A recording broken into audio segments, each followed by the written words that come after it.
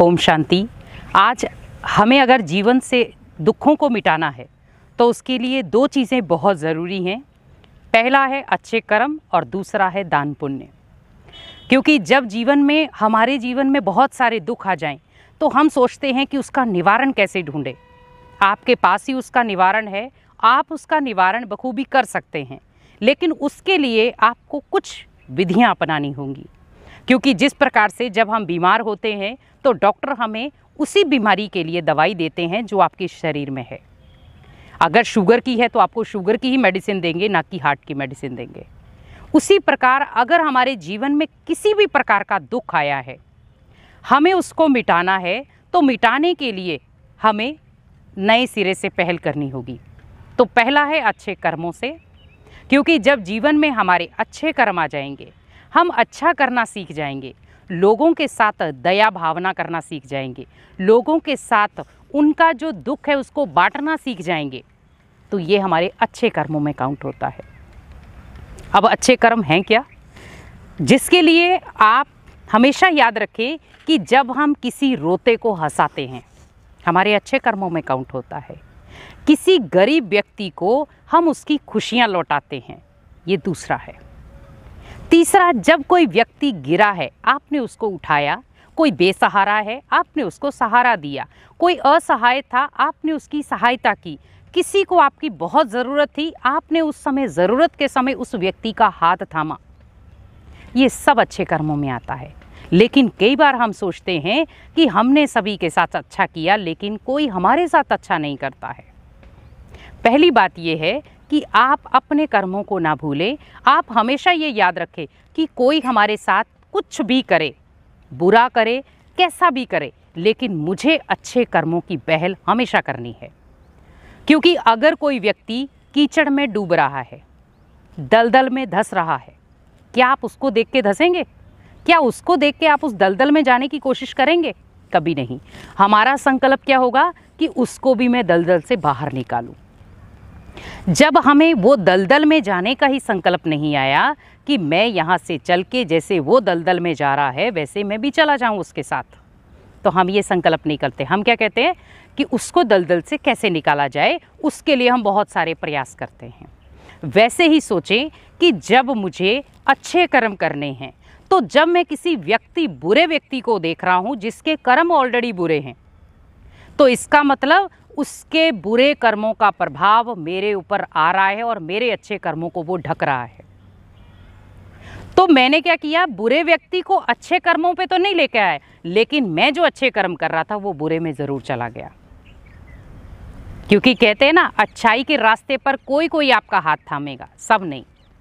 और बुराई के रास्ते पर आपको किसी को बोलने की ज़रूरत नहीं, वो फट से तैयार हो जाएंगे। क्योंकि आज जिस प्रकार से हम समय देख रहे हैं, आज दुनिया को कहा जाए कि आप थोड़ा आध्यात्मिकता से जुड़े, तो कहेंगे टाइम नहीं है। और अगर वही चीज़ कहे कि आपको आज पार्टी पे जाना है और आपको एक बहुत सुंदर फैशनेबल ड्रेस डालकर जाना है, व्यक्ति मिनट में तैयार हो जाएगा। उसके भले दुनिया भर के बिजी शेड्यूल होंगे, उसमें से भी वो टाइम निकाल लेगा। आध्यात्मिकता में आज हमें रुचि क्यों नहीं रही? क्योंकि जितना हम आध्यात्मिकता से जुड़ेंगे, अच्छे कर्म वहीं सीखने में आएंगे हमें। आज समाज में भी देखो, बहुत सारे लोग अच्छे कर्म कर रहे हैं, लेकिन कहीं ना कहीं उनके अच्छे कर्मों के पीछे जो पकड़ाव है वो है आध्यात्मिकता। क्योंकि उन्हें आध्यात्मिकता को अपने जीवन का एक पिल्लर बनाया हुआ है, और जब वो आध्यात्मिकता उसके जीवन का पिल्लर बन गई तो वो बुरे कर्मों में तो जाने का सोच ही नहीं सकता। क्योंकि उसके जीवन में क्या बचेंगे? ओनली अच्छे कर्म। अब मैंने अच्छे कर्म कर लिए, अब मुझे दूसरी तरफ जाना है दान पुण्य के रूप में। क्योंकि दान मीन्स खुशियों का दान, गुणों का दान, शक्तियों का दान, प्यार का दान, दुआओं का दान, बहुत सारे दान है। ज़रूरी नहीं है कि हम धन, कपड़ा, वस्त्र, इन्हीं चीज़ों का दान दें। वो दान भी ज़रूरी है, लेकिन पात्र को देख कर दें। क्योंकि आज हम क्या कर रहे हैं, व्यक्ति पूरा हेल्दी है लेकिन वो मांग रहा है, हम उसको दान दे रहे हैं। वो व्यक्ति बाहर जाके सिगरेट, तंबाकू, बीड़ी कुछ भी खा पी लेता है, आपके ऊपर उसका पाप चढ़ेगा, ये 100% है। हमने उसको खुशी से दिया कि बेचारा है, उसको हम ये चीज़ दे देते हैं। आज देखा जाए, हम किसी को तेल दे रहे हैं, किसी को अनाज दे रहे हैं, किसी को वस्त्र दे रहे हैं और किसी को पैसे दे रहे हैं। तेल दुकानों पे बिक जाता है, अनाज भी वो बेच देता है, कपड़े भी वो बेच देता है और दूसरा धन के साथ वो उल्टी सुल्टी चीज़ें कर लेता। अगर वो व्यक्ति उस चीज़ का मिसयूज़ करता है जो आपने दान में दी है, तो वो सीधा अकाउंट आपके पाप कर्मों में जुड़ जाएगा। अब हम सोच रहे हैं कि हमने तो अच्छा कर्म ही किया, अब हमें क्या पता कि वो बाहर जाके क्या करेगा। पहली बात यह है कि आपने पात्र नहीं देखा कि इसको ज़रूरत है या नहीं है। अब आपको चेकिंग कैसे करनी है?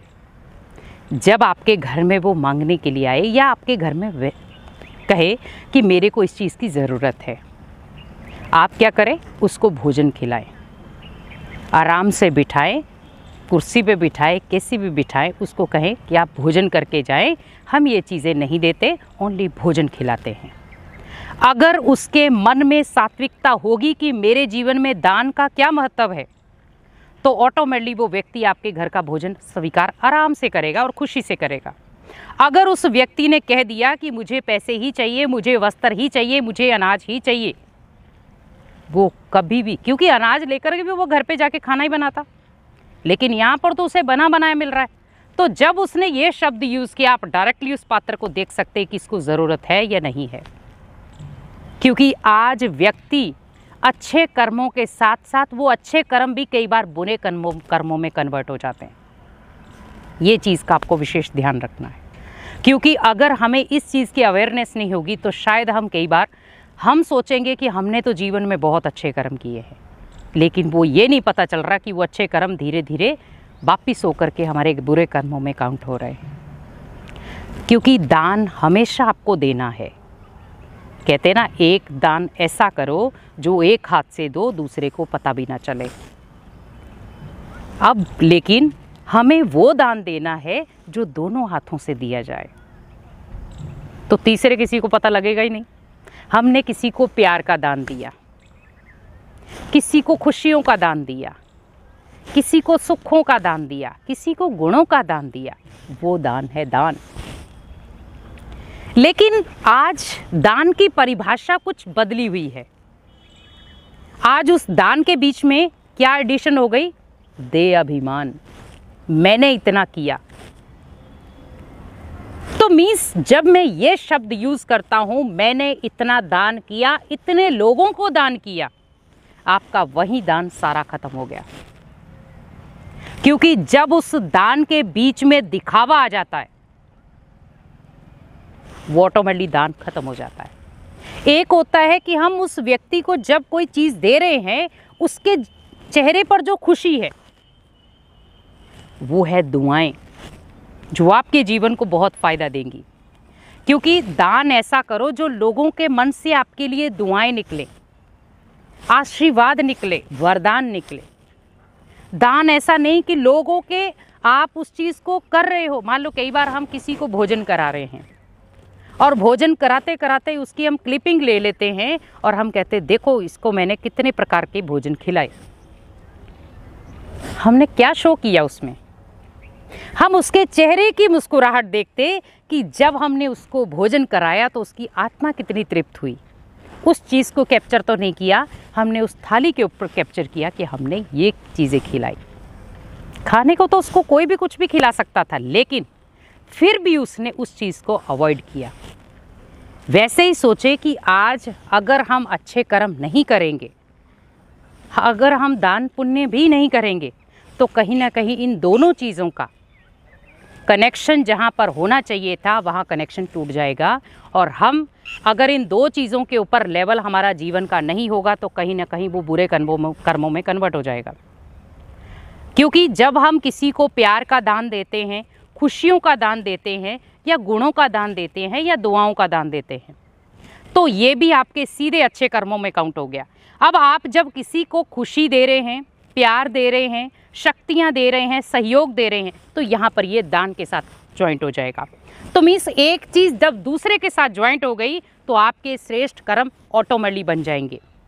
लेकिन अगर दोनों चीज़ें आपके पास नहीं हैं और आप दोनों चीज़ों में इंटरेस्टेड नहीं है, तो आपके पास बचेगा बुरे कर्म, जिसका रिजल्ट हमें जीवन में फिर भोगना पड़ता है दुखों के रूप में। इसीलिए हमेशा याद रखें कि ये जो दो चीज़ें हैं ये आपके लिए वरदान हैं, और अगर इन वरदानों को अपनी जीवन में उतारेंगे तो शायद आप कभी हताश या निराश या दुखी नहीं हो सकते। ओम शांति।